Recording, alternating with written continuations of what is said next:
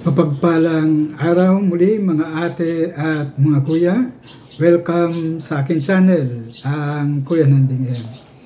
Ang ibabahagi ko ngayon ay isang maiksing katekismo na dapat munang pag-aralan ng mga matatanda. Ito ay sa bata sana, pero mahalaga din ang matatanda. Unang tanong, ano ang ipinagkaloob ng Diyos sa atin? Sagot, pinagkalooban po tayo ng Diyos ng buhay.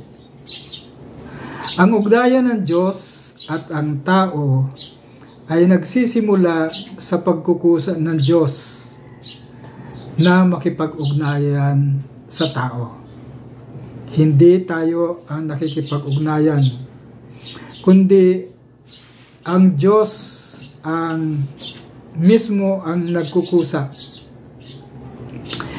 Pinaka-mahalagang saligan ito ng ating pananampalatayang Kristiyano.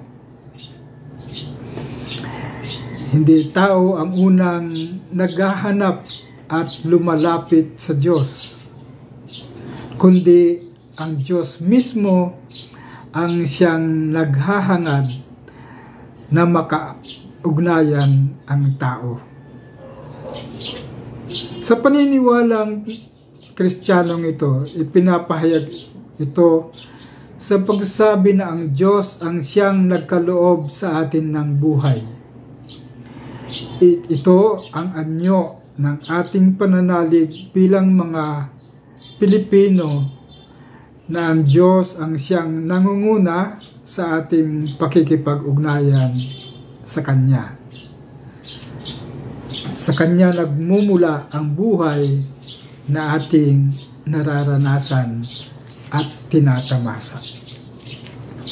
Kaya napakahalaga sa ating panalangin ang naglalaan tayo ng panahon upang magkaroon tayo ng ugnayan.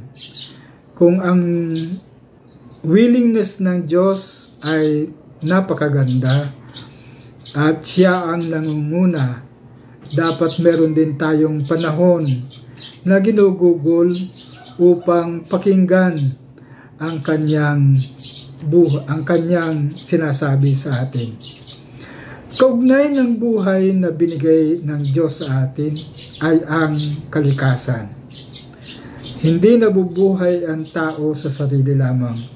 Nabubuhay ang Diyos sa pamamagitan ng kapwa at kalikasan. Kaya napakahalaga ng ugnayan natin sa kalikasan, ang mga halaman, ang mga ibon, ang mga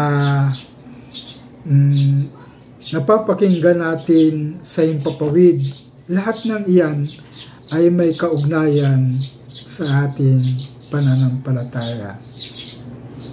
Ako'y natutuwa dahil ngayong nagbibideo ako, masayang nag-aawitan ang mga ibon sa taas.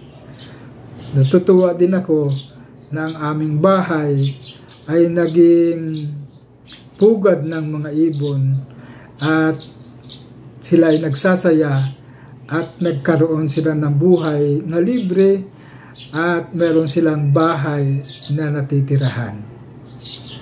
Manalangin tayo. Panginoon naming Diyos, maraming salamat po sa buhay na patuloy mong ibinibigay sa amin. Ang kalikasan, ang sangkatauhan at ang aming pamilya, na sana'y patuloy mong palaguin ang aming pananampalataya na may kaugnayan sa kalikasan. Ang lahat ng ito ay pinasasalamatan namin kaysa ng Espiritu Santo magpa sa walang hanggan. Amen. Pagpalain tayo ng makapangyarihang Diyos, Ama, Anak at Espiritu Santo. Amen. Maraming salamat po. At patuloy tayong mag-subscribe at i-like ang aking channel upang magkaroon tayo ng ugnayan.